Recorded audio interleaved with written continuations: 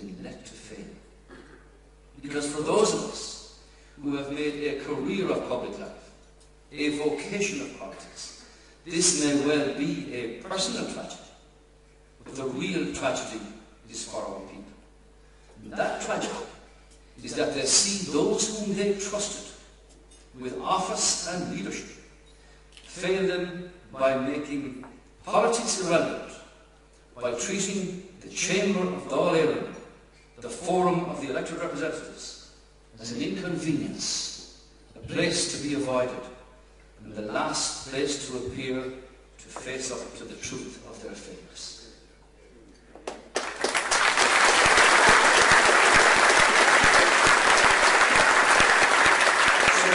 Activity by banks, failures by regulators, and wanton greed by some speculators was effectively supported by the political system.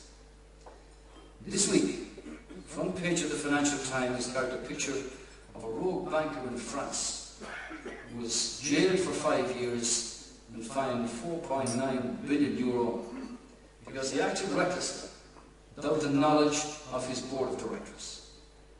Here in Ireland, has anyone been sent to jail for the reckless actions of some that have practically destroyed a country? No. And why is that? Because they acted with the tacit approval of their board of directors, the people's board of directors, the government of our country.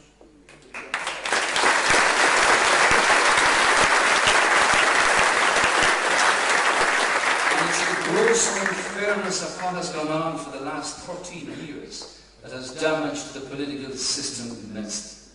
It has to be stopped now, and it must never be allowed to happen again, and it won't under Fine Gael.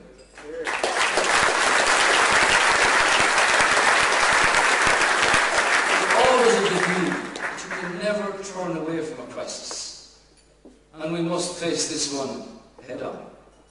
And the first step in doing that is to square up to the enormity of the challenge and start making the right decisions and start making them now. Ireland costs too much to run. Ireland isn't generating enough revenue. And Ireland's public services are too expensive.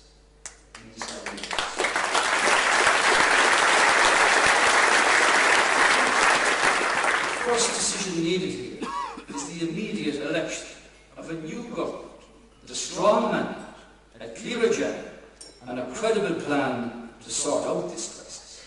And it is time for political leaders to stand up, tell the truth, and give Ireland a fresh start, the prospect of hope, and a better future. Let me say this. The unfairness of what's happened is felt far and wide. Sick and failed bank systems suck the lifeblood from our economy, while good businesses cannot get a line of credit.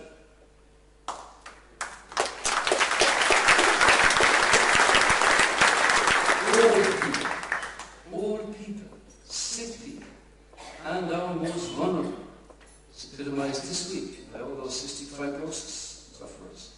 They wait and wait while wanton waste pervades the HSE, which has turned into a monster that was supposed to create the finest global services in our health system.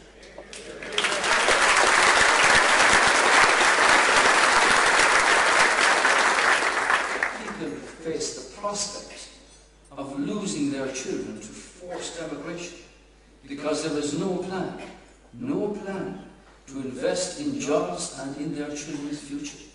We suffered because of that in the 80s.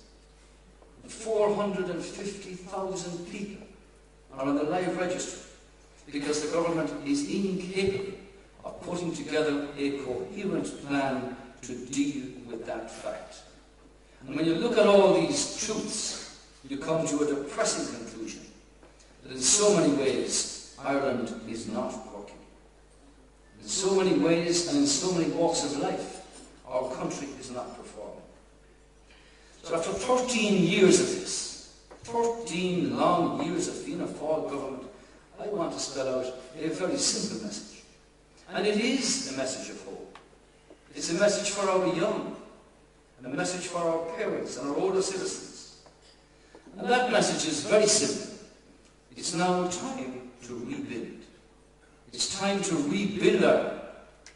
Together, as an Irish people, we can rebuild our country.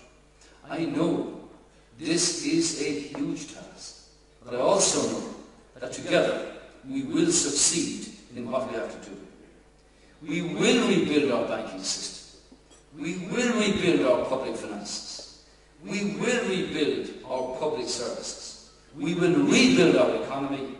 And finally, we will rebuild politics as it should be in Ireland again.